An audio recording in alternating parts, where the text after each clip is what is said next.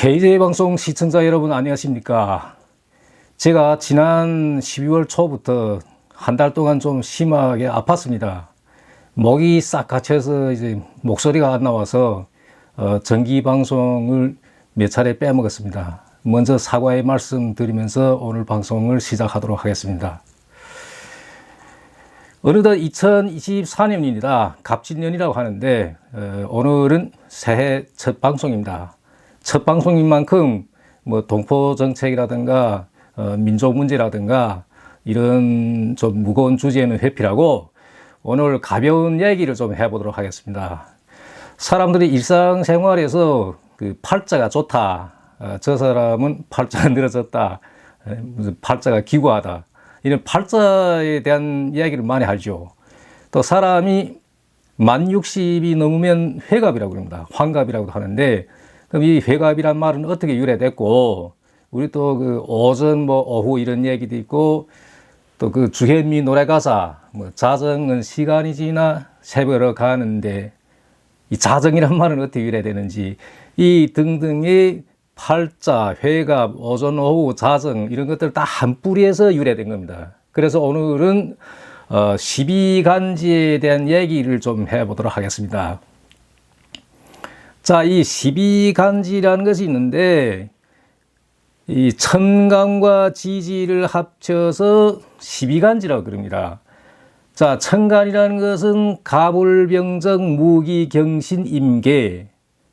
자, 이것을 천간이라고 그러는데 중국에서 서양 문화가 들어오기 전에 뭐 순서나 순이나 이런 걸 표기할 때는 다 이 가불병정으로 표기했습니다.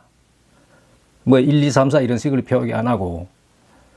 예, 그 중국의 신화자전이라는 것이 있죠. 그 신화자전은 그 로마 문자 ABCD, 우리는 그 과거 병음이라고 배웠죠. 그 ABCD 순서대로 이제 그 배열됐는데 청나라 때 그 강희자전을 보면 이 가불병정 순서로 이제 배열됐습니다. 그래서 과거에 중국에서는 이 천간을 많이 사용했다 이렇게 알고 계시고, 그 다음에 이 지지라는 것은 자축인묘 진사오미 신유술해 이 12개 띠죠. 12개 띠. 쥐띠부터 시작해서 돼지띠까지 이 12개 띠입니다. 그래서 이 우리 조선족분들은 자기가 무슨 띠인 것은 압니다. 또 예를 들어 뭐 자기 친구가 나보다 한 살 어리니까 걔가 무슨 띠라더라. 그럼 나보다 한 살 어린 사람은 무슨 띠다. 그 다음에 뭐 나의 동생 나가 3살 터울인데 걔가 무슨 띠라더라. 그러면 나보다 3살 아래는 또 무슨 띠다. 요 정도만 알고 있어요. 요 정도만. 무슨 얘기냐면 우리 조선족들은 절대 다수가 이 띠 순서를 모른다. 띠 순서. 뭐 쥐띠다 하면 무슨 띠고, 그 다음에 무슨 양띠다 하면 그 전에 무슨 띠고, 뭐 이런 그 순서를 잘 모릅니다. 한족들은 어떠냐? 한족들은 여기 대해 바싹하게 잘 알죠. 한족들은 그 나이를 물을 때 넌 몇 년생이나 뭐 이런 물음이 아니고 그냥 너는 무슨 띠냐 이렇게 물어보죠. 그 띠를 말하면 그 나이를 알고 그 출생 연도도 알고. 한국 사람들도 그 어릴 때 초등학교 때부터 이 12간지나 배웁니다. 유독 우리 조선족만 이거 모르는 겁니다. 그래서 과거에도 제가 이런 언급했지만 우리 1세대들이 우리한테 뭐 사상이나 이념이나 뭐 이런 교육에는 바싹했는데 정작 우리 삶과 연관된 이런 상식적인 교육은 안 시켰다는 거. 저는 이거 유감으로 뭐 생각합니다. 자, 그렇다 해서 뭐 이제 와서 뭐 1세대들과 뭐 이런 것 때문에 다툴 수는 없고, 하여튼 저 같은 사람이 여기다 잘 아니까 뭐 그냥 여러분들한테 뭐 강의하는 걸로 그냥 뭐 만족해야 되겠죠.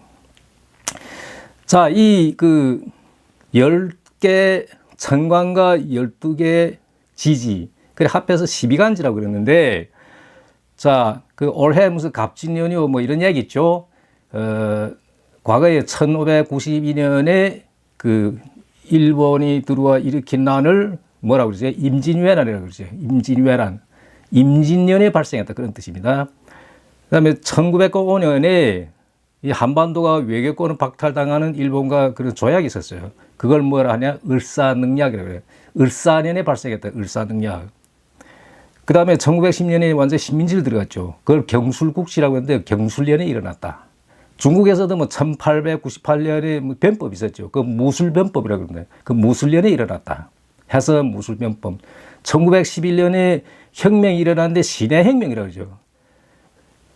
그 해가 바로 신해년입니다.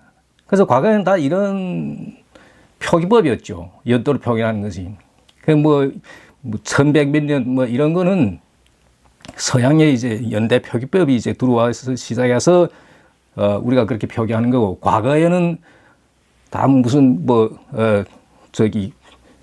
경신년이요, 예? 그 다음에 뭐 임신년이요, 계유년이요, 다 이런 식으로, 무술년이요, 이런 식으로 표기했죠. 자, 그럼 이런 표기법이 어떻게 유래됐냐? 자, 요 똑똑 봅시다. 이 위에 천가는 10개입니다. 밑에 이 띠, 이거 12개죠. 그러면 이거 갑자로부터 시작해서 이렇게 조합합니다. 갑자, 을축, 병인, 정묘, 그 다음에 무진, 기사, 경오, 신미, 임신, 계유 이렇게 조합합니다. 그래서 이게 갑자로부터 시작해서 이렇게 쭉 왔는데 여기는 10개니까 이게 다 써먹고 밑에 2개 남죠. 그럼 어떻게 하나? 또 다시 여기부터 이렇게 옵니다. 갑술년, 을해년 또 이렇게 옵니다. 그 다음에 여기 또 2개 써먹고 이제 요 세 번째부터 시작한다. 그러면 병자년, 정축년, 무인년 이렇게 쭉쭉 이렇게 옵니다.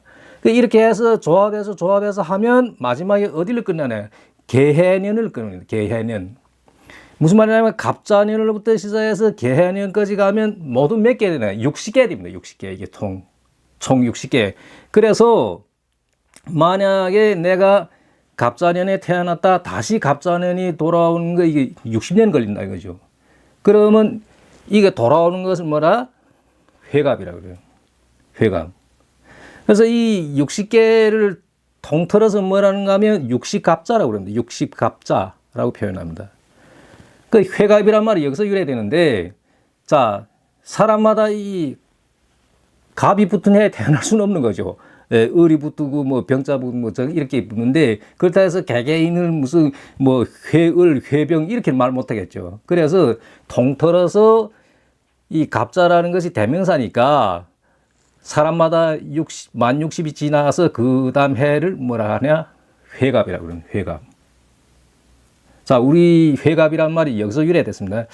자, 이런 것을 알면 재밌습니다, 이거.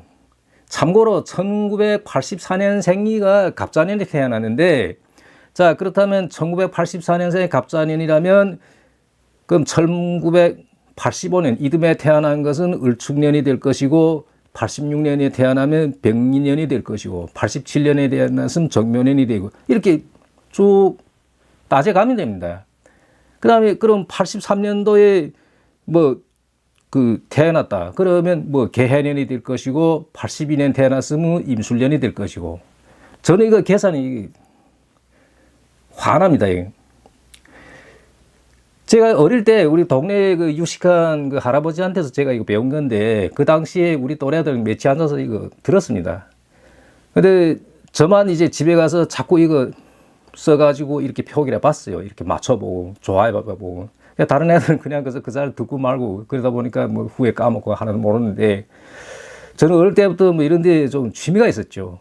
예, 그래서 그때 배운 거 지금까지 이렇게 머리에 환하게 지금 알고 있는데, 이거 이렇게 자꾸 따져보면 재밌습니다. 예, 우리 아버지는 무슨 년이고, 우리 엄마 무슨 년이고, 우리 누나 무슨 년이고, 우리 형님 무슨 년이고, 우리 조카는 무슨 년이고, 이 머리에 다 이렇게 환하게 이제 떠오르는 겁니다. 자, 회갑이란 말은 그렇게 유래됐고, 우리가 그 사주팔자란 말 있죠. 점치는 것을 이제 사주팔자를 본다 이렇게 말합니다. 그럼 사주팔자란 말은 어떻게 유래됐냐? 사주라는 거는 자 이렇게 씁니다. 사주, 네 기둥 뭐 이런 뜻인데, 팔자라는 8글자를 말합니다. 네 기둥의 8글자, 이것을 사주팔자라고 그러는데, 그러면 4개 기둥이란 무슨 뜻이냐? 사주라는 것은 사람이 태어난 해, 이거 연주라고 그러고, 또 어느 달에 태어났다는 게 있죠. 그럼 그거 월주라고 그러고, 어느 날에 태어났다 그러면 일주라고 그럽니다. 그럼 또 사람 태어난 시간 있죠. 그것을 시주라고 그래요. 그래서 인간이 태어난 연, 월, 일, 시 이 네 개를 합쳐서 사주라 한다. 사주란 말은 이렇게 유래됐습니다. 자, 그럼 팔자란 말은 어떻게 유래됐냐? 앞서 그 말한 60개 조합 있죠. 그 60개 조합이 해에만 해당되는 것이 아니라 이 월에도 해당되고 일에도 해당되고 시에도 해당됩니다. 자, 그래서 앞서 그 60개 조합은 두 글자로 이루어졌죠. 그 천간의 한 글자와 이제 그 띠, 지지 한 글자, 이래 조합해서 이제 두 글자로 이루어졌죠. 그러면 이 두 글자가 태어난 시에도 붙고, 또 이 두 글자가 태어난 날에도 붙고, 또 이 두 글자가 태어난 월에 붙고, 그 다음에 이 두 글자가 태어난 해에 붙고, 이러면 위에는 네 개죠. 사주라 그랬죠. 이 밑에는 이 두 글자씩 네 개니까 그러면 이사는 8. 이 팔자라는 게 여기서 유래된 겁니다. 그 팔자 좋다 무슨 뜻이냐?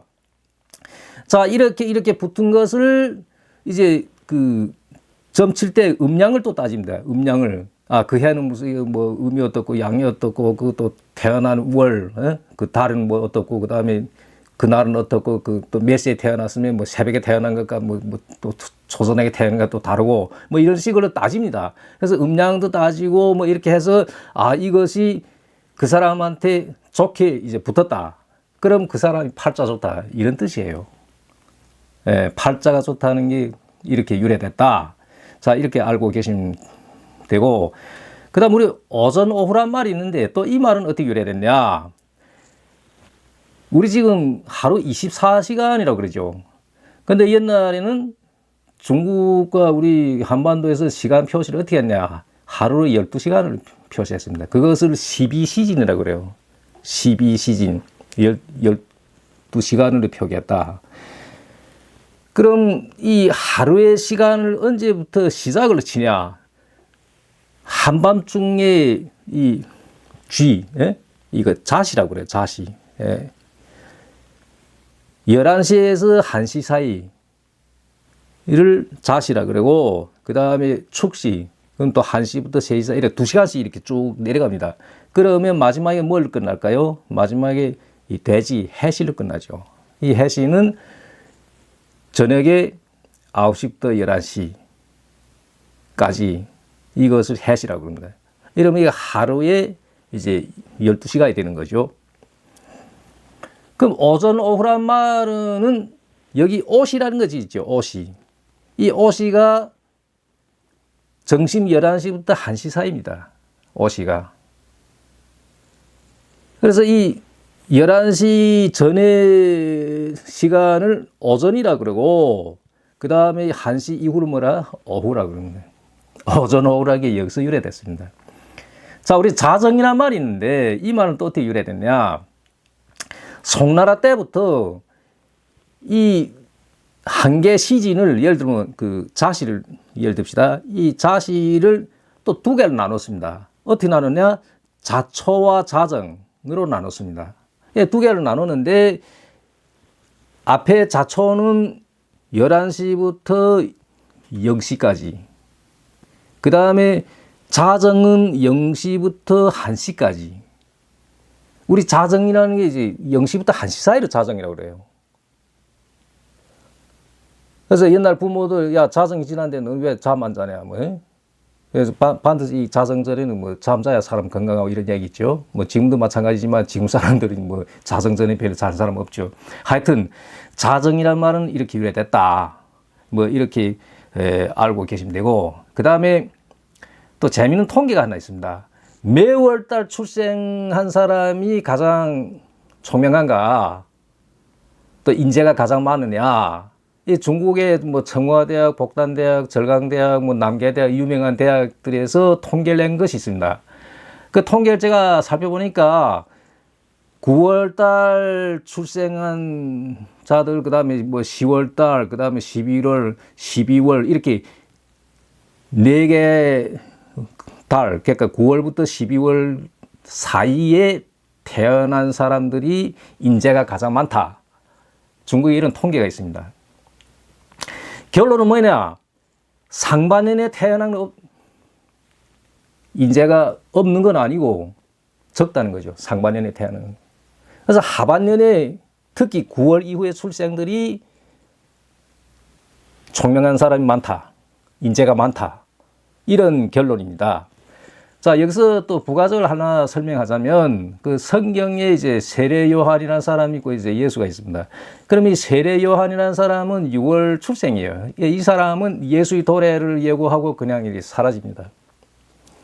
그 예수의 출생은 언제나 12월 25라고 그러죠. 그 크리스마스라고 그러죠. 그런데 어디에도 예수가 12월 25일에 탄생했다는 역사 기록이 없습니다. 그래서 그 예수의 탄생일이 언제냐? 혹자는 1월 6일이라고 주장하는 사람들도 있었고, 또 남미 쪽에서는 3월 16일이라는 주장도 있습니다. 그리고 뭐 12월 25일 이렇게 세 가지 주장이 있었는데, 마지막에 이제 그 확정된 건 12월 25일로 확정됐죠. 그럼 이 12월 25라는 게 무슨 의미냐?